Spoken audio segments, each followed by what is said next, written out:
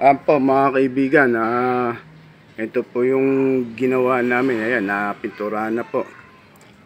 Hindi ko na po na-videoan sa inyo kung paano ang sistema kasi busy po tayo dahil nagwe-welding po tayo. Hindi po natin matutukan ng gusto.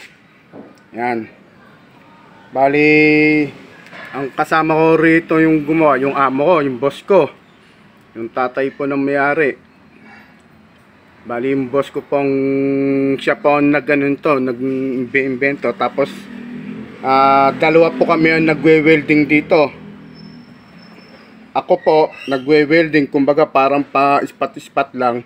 At yung kasama ko naman pong isang welder, yun po ang taga-finish. Siya po ang nagpo-full weld. Tapos yung isa ko naman kasama, ito siya po ang nagpipintura. Kaya apat po kami ang nag-ano rito.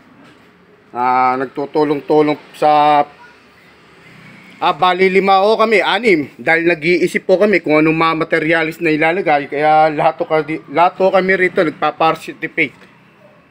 Kaya yan, nabubuo po itong invention na to. Yan, mga invento. Meron pa po tayong isa pang ginagawa, isa pang train. Tapos na rin po ito, pipinturahan. Kukunin ko po yung isang ginagawa namin para makita nyo. Dali lang mga kaibigan, ay papakita ko sa inyo yung isa pang ginagawa. Yan po mga kaibigan, ito po yung pangalawang ginagawa namin. Ayan, Ayan.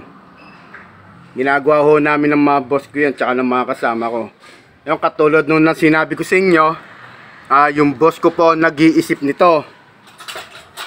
Tapos ako lang po nag-i-spot, at yung kasama ko naman po talagang totaling welder, siya po nagpo-full weld po nito.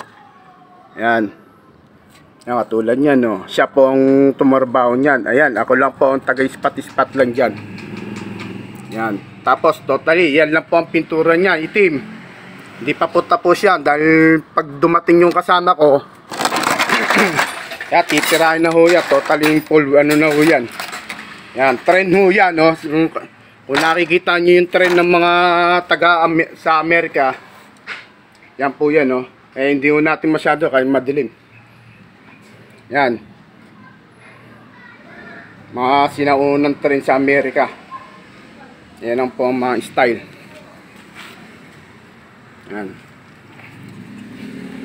Ayusin natin. Para makita nyo nung ito. Yan.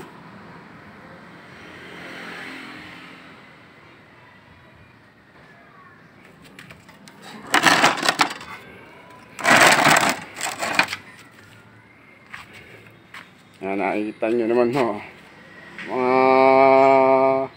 malilit na mga pyesa-pyesa. Talaga naman pinag-ano pa namin yung mga pyesa niyan. Talaga naman pinag-iisip-isipan, di o basta-basta tinatrabaho na ito.